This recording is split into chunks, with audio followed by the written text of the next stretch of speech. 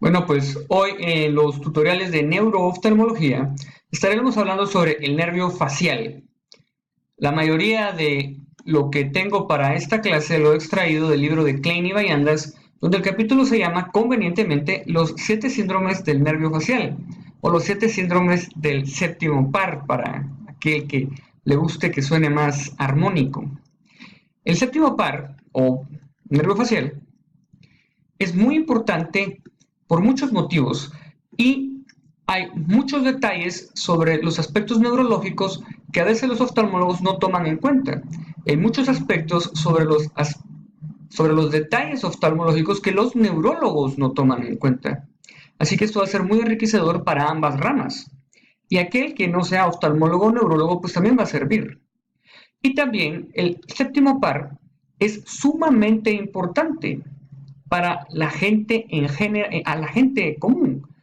Ellos no saben qué es el séptimo par, pero les es muy importante y posible más importante que otros pares craneales. ¿Por qué? Porque es el par craneal más evidente. ¿Por qué? ¿Su importancia en qué radica? Su importancia radica en lo siguiente,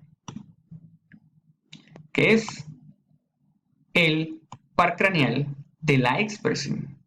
Es el par craneal de la cara. Y todas nuestras expresiones faciales están dominadas por esto. Y más de la mitad de nuestra comunicación tiene que ver con el nervio facial.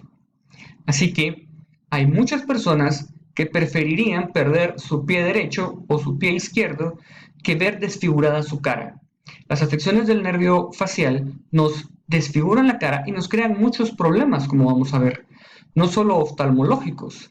También hay muchas enfermedades que su manifestación comienza con problemas en el séptimo par craneal.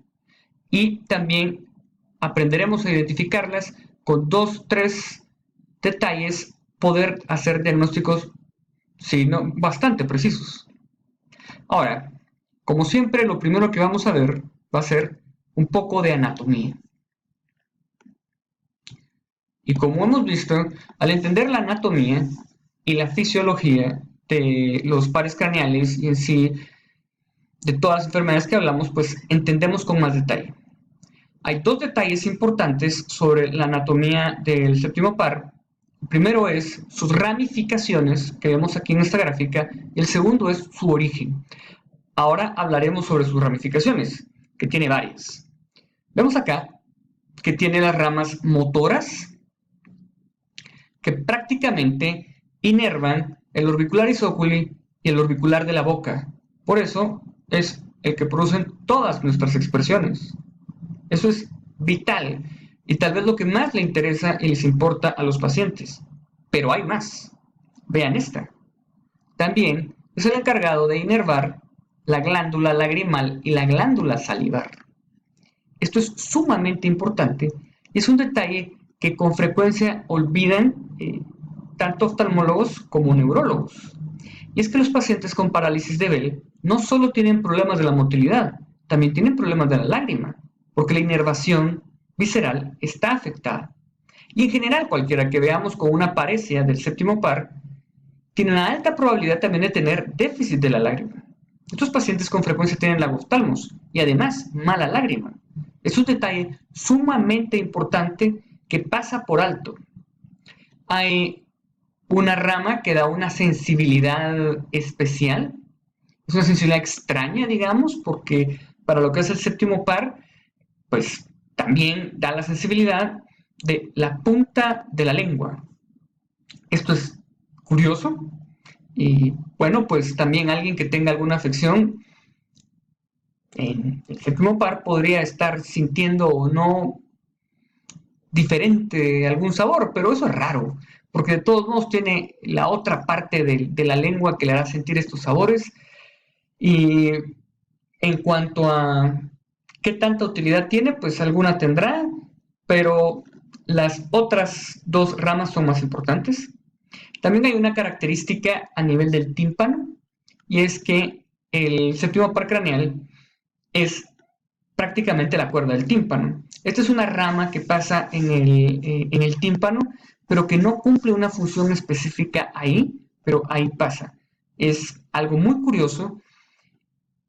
Como función, ahí no cumple, pero como veremos más adelante, el síndrome de Ramsay-Hunt tiene que ver con la afección a ese nivel preciso.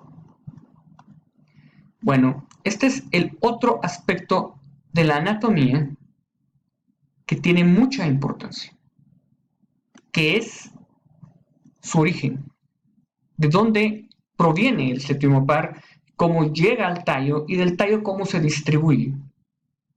Si entendemos esto, nos quedará claro cuando es neurona motora superior y neurona motora inferior. Y si no lo entendemos, pues nos podremos confundir en eso. Vean, podemos ver cómo, en verdad, el origen del séptimo par no es un origen, sino dos orígenes, en ambos lóbulos. Estos dos orígenes convergen y a nivel del núcleo del séptimo par, que está en el puente, se unen y desde el puente en adelante salen como uno solo. Aquí está graficado el agujero estilomastoideo y del agujero estilomastoideo empieza a ramificarse un poco, pero antes en todo su trayecto va como uno solo, tanto la rama que provino del lóbulo derecho como del lóbulo izquierdo. ¿Y esto qué importancia tiene? Su importancia es que si nosotros tenemos una afección periférica, por lo general afecta las dos ramas en una o mayor medida, pero, es decir, la hemicara entera, los dos cuadrantes de la cara, el superior y el inferior, en cuanto que si es a nivel central, afectará más el cuadrante inferior, uno solo de los cuadrantes, y el cuadrante superior, aunque puede verse afectado un poco, no será tan afectado. Muy bien.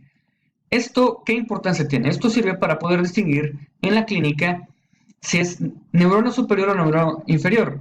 O debemos decir si tiene mayor probabilidad de ser neurona superior o tiene mayor probabilidad de ser neurona inferior. ¿Y esto de qué me sirve? Verán, por supuesto que esto tal vez tenía más importancia antes que existiera la resonancia magnética. Hoy, de forma rápida, podemos saber si está ocurriendo algo en el cerebro o no, en teoría. Pero de forma práctica, si a la clínica llega alguien con un fuerte dolor de cabeza, que es cardiópata, tal vez tiene emergencia hipertensiva y se está presentando con paresia de un cuadrante, es el cuadrante inferior, pues me tengo que asustar más. Yo lo tengo que referir rápido a la emergencia. ¿Podría ser que este paciente tenga en realidad solo una parálisis de Bell? Bueno, pues por poder puede, pero en realidad con todas estas características que estoy contando, también puede estar teniendo un accidente cerebrovascular. Y puede ser que si lo enviemos rápido a la emergencia, regrese a agradecernos que le salvamos la vida, y si no, pues tal vez ni regrese. Pues bueno, esto es sumamente importante, los dos detalles sobre la anatomía, tanto sus ramas como la diferencia entre neurona motora inferior y neurona motora superior. Ahora, veamos otros detalles. Esta es un esquema un poco más anatómico de cómo se vería si lográramos quitar la piel, la distribución del nervio facial y vemos todas sus ramas. Aquí no está distinguido por colores, como se dan cuenta, para discernir cuáles son las viscerales, las musculares, las sensoriales, pero más o menos esta es la distribución. Lo que sí es interesante acá de este slide es lo que tenemos aquí. El agujero estilomastoideo, la apófisis estiloide por delante y la mastoides por detrás. Esto es importante, sobre todo cuando hablamos de traumas al nervio facial en niños que fueron atendidos por forceps. Y lo que ocurre acá es que cuando el forceps es colocado, estas áreas en el cráneo del niño, pues se recordarán, las fontanelas no están bien cerradas y otras estructuras de sus huesos son bastante suaves. Así que es fácil dañar esta área y se debe saber eso. No estoy diciendo que no se deban atender a los niños con forceps, no estoy diciendo eso. Lo que estoy diciendo es que si tenemos un niño que tiene una paresia del séptimo par, es muy posible que haya sido por trauma en el forceps. Yo tampoco soy ginecólogo para saber las maniobras y cómo se hace bien o cómo se hace mal, pero por lo menos como clínicos debemos de estar sabidos de que si vemos una paresia del séptimo par en un neonato, hay una alta probabilidad que sea una afección a nivel del agujero estilomastoideo. Y es muy probable que haya sido por la colocación del forceps. Posiblemente no de la mejor forma que se debe colocar, pero nuevamente, yo no soy ginecólogo y no voy a hablar de esos detalles y tampoco los conozco. Bueno, pues aquí tenemos los síndromes y los iremos desglosando uno por uno. El primero, el tracto supranuclear. Una parálisis a nivel supranuclear, es decir, a nivel cerebral, pues como hemos hablado, lo más probable que veamos en este caso es que solo esté comprometido un cuadrante de la cara, un cuadrante. Y a veces me preguntan, ¿y eso cómo lo diferencio de una parálisis de Bell? Pues verán, yo soy oftalmólogo, no neurólogo, pero sí soy neurooftalmólogo. Y les podré decir que la historia es el 80% del diagnóstico, como ustedes saben. Nuevamente, tenemos un cardiópata, tenemos un paciente que tiene y se encuentra en emergencia hipertensiva, la presión no ha sido bien controlada y nos viene con una paresia del cuadrante inferior de la cara, pues asústense. Ese paciente tiene que estar rápido en una emergencia. Ahora, viene, digamos, un hombre de 30 años de edad que tiene mucho estrés en el trabajo, se siente muy presionado en el trabajo, eso es la historia, y viene con la hemicara afectada. Bueno, pues más probable que sea parálisis de Bell. Es más evidente a veces en la boca, a veces en el ojo, pero lo importante de este punto es poder distinguir quién tiene una afección de la neurona motora superior. Tenemos otras causas de afección del nervio facial, como un tumor del ángulo cerebropontino.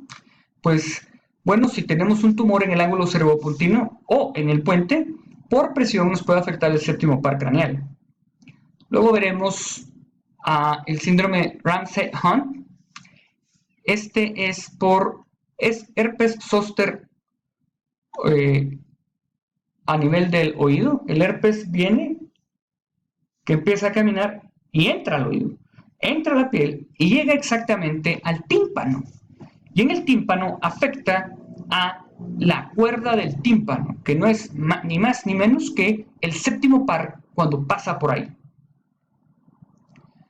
Bueno, pues por el momento este es el bloque. En el siguiente pues hablaremos con más detalles y veremos algunos casos. Pero ya repasamos bien lo que es la anatomía, que es lo más importante para poder entender toda la sintomatología del séptimo par.